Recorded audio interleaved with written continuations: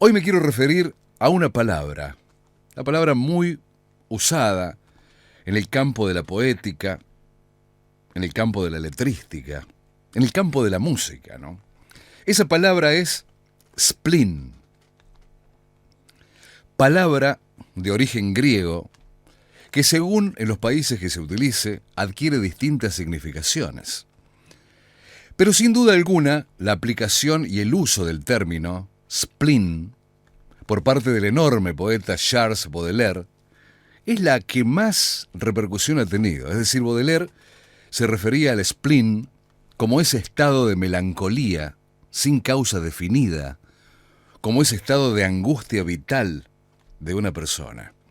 Y hay que decir, a esta altura del editorial, que el término spleen ya era utilizado antes que Baudelaire en los manifiestos, por ejemplo, de la literatura del romanticismo a principios del siglo XIX. Y otro dato, tanto en Alemania como así también en China, dicho término adquiere otro significado, queriendo representar en ese caso a la ira, al enojo. Spleen, ira, enojo. Pero nos quedemos en Baudelaire y su vital melancolía. Un estado, diría yo, necesario para la construcción de una obra de arte. Un estado de melancolía, un estado melancólico, para construir con la imaginación arte, ya sea en la música, en la literatura, en las artes plásticas, como en otras artes.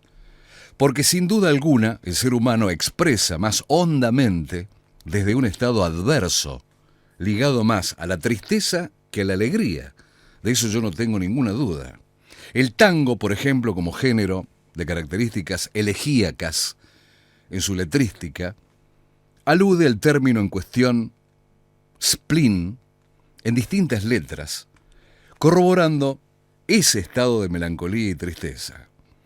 Yo digo que si tuviéramos que hacer canciones que reflejen un estado social y político hoy, seguramente encontraríamos el spleen, la palabra guía y señera, para reflejar un estado de tristeza colectiva, un estado de tristeza social, que por más que ocurran algunas cosas buenas de carácter personal en tu vida, la tristeza queda instalada y arraigada en la sociedad como un estado difícil de entender, que está por encima de la razón, pero que existe y está metido, sin pedir ningún tipo de permiso, de un modo cruel, de un modo invasivo.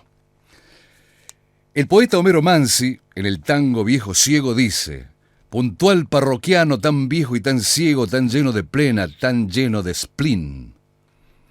Tomás de Iriarte, escritor, poeta, dramaturgo español, se sirvió del término para realizar su obra poética El spleen. Y por último, para citar a Lito Nevia en el tema Tristeza en los Andenes, cuando expresa: en vano yo he buscado otro fulgor por mitigar el sueño y al spleen. Como pueden apreciar, queridos amigos, queridas amigas, la utilización de la palabra spleen está ligada, en todos los casos, a la melancolía y a la tristeza, que, ligándolos a los que viven algunas sociedades, podríamos inferir que dicho estado tiene que ver mayormente más con los que van tomando conciencia que con los que no. Y a medida que se produce un mayor dimensionamiento analítico de las situaciones, mayor será el efecto del spleen.